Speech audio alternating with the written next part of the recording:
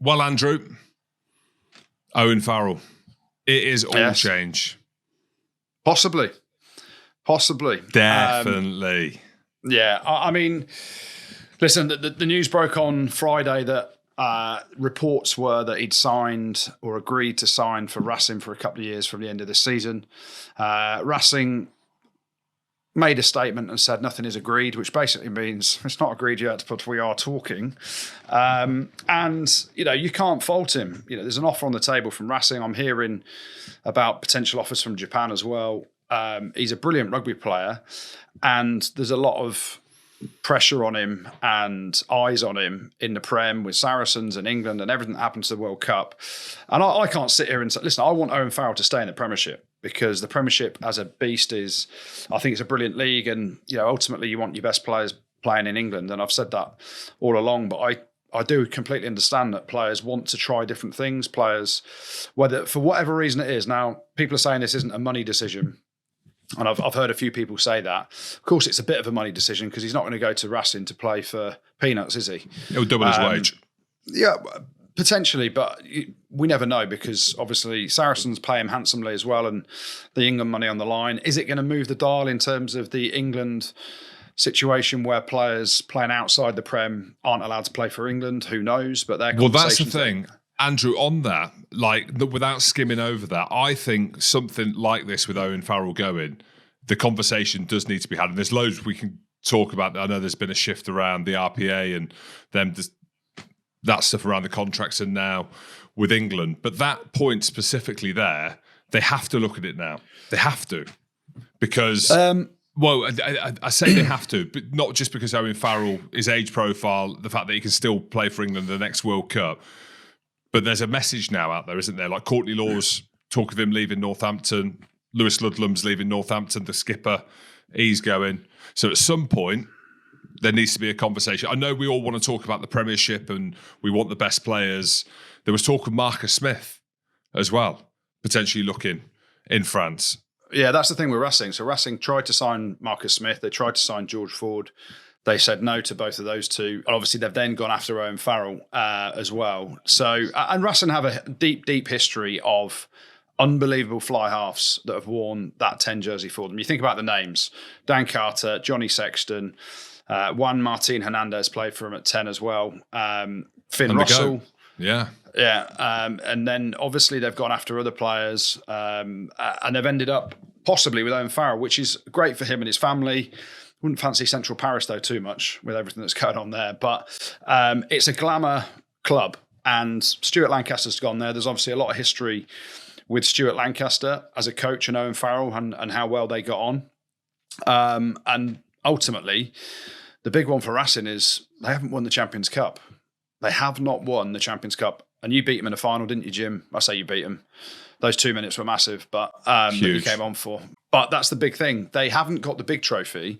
And Jackie Lorenzetti, the owner, has pumped millions and millions and millions and millions of euros into the club.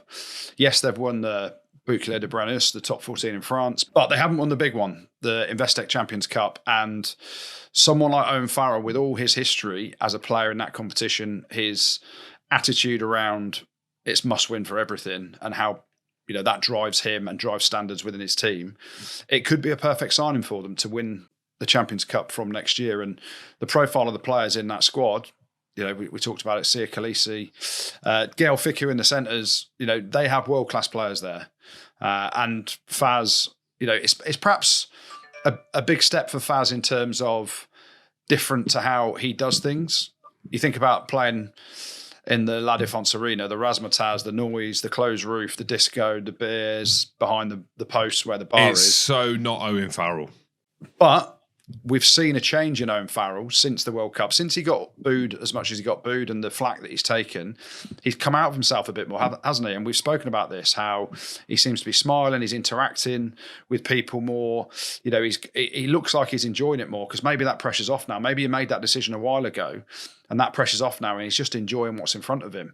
And we saw at the weekend, he went over to the fan, the little kid who had the picture held up above his head, please don't leave Owen, and he had a picture and a cuddle with him.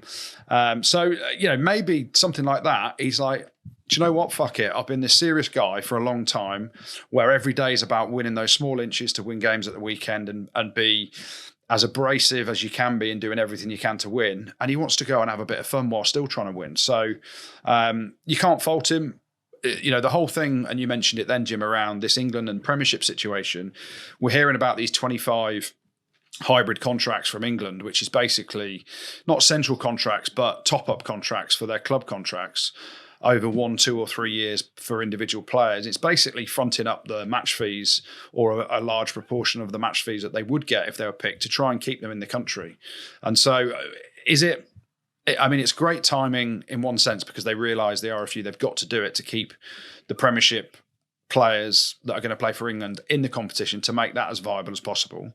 But also, is it a little bit too late for certain players like your Lewis Ludlams, like your potentially Owen Farrells? I'm sure they must have had that conversation with him as well around topping up his wages. But is it a financial decision? I completely think it is a financial decision because the question is, if you offered him €100 a year, he ain't going to do it, is it? So, of course, finance is coming to everything. But it's not him doubling or tripling his salary, probably, going to Racing, which other players are doing as well. And I went and did it with Brive, tripled my salary going to Brive back in the day. And I went from the top club in England at Leicester at the time to a team that were 12th in the top 14. I can't say to players, don't do it. And it's an individual decision of what's right for them in that moment for that contract. What's the future look like? And Owen Farrell can go off 2 years, maybe win something. We saw Johnny Sexton do it. Went off to Racing. Okay, yes, he was still allowed to play for Ireland.